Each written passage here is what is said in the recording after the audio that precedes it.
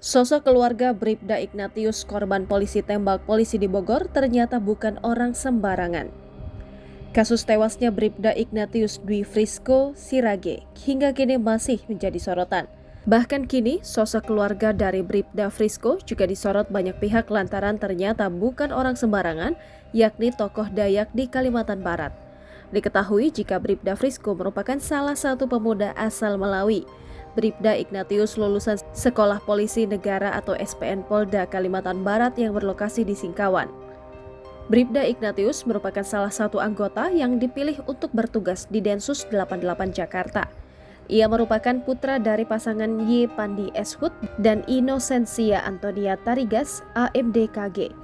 Sang ayah dikenal sebagai seorang tokoh Dayak yang berasal dari Kalimantan Barat. Diketahui pula ayah Bribda Ignatius bekerja sebagai aparatur sipil negara di lingkungan Sekretaris Inspektorat Kabupaten Malawi. Sementara sang ibu, Inosensia Antonia Tarigas AMDKG bekerja sebagai staf Puskesmas Kecamatan Nangapinoh, Malawi.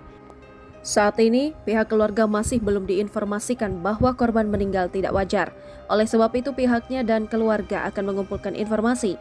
Ia mengatakan ada pernyataan dari pihak kepolisian bahwa korban meninggal diduga akibat tembakan. Namun belum dijelaskan olehnya apakah korban tertembak atau ditembak. Jasad korban saat ini sudah dimakamkan setelah sebelumnya dilakukan otopsi oleh kepolisian. Ia memastikan pihak keluarga akan mengambil langkah hukum untuk mengungkap kejadian sebenarnya di balik tewasnya Bribda Ignatius. Jangan lupa subscribe, share, komen, dan like ya.